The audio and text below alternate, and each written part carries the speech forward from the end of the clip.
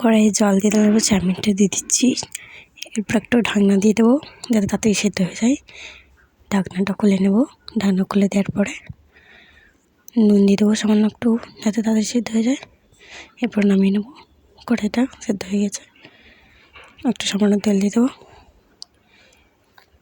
তেল গরম হয়ে গেছে। এবার পেঁয়াজটা দিয়ে দেবো। বাঁধাকপি দিয়ে একটু ফ্রাই করব।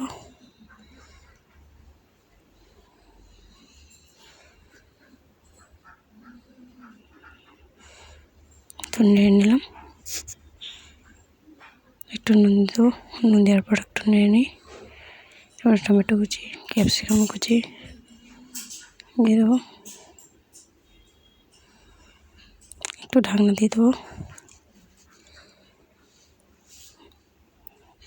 একটু সেদ্ধ হয়ে গেল। এবার একটু হলুদ দিয়ে দেবো। হলুদ দিয়ে দেবো। এরপর ফাইনাল লুক দেখতে পাচ্ছ আপনারা।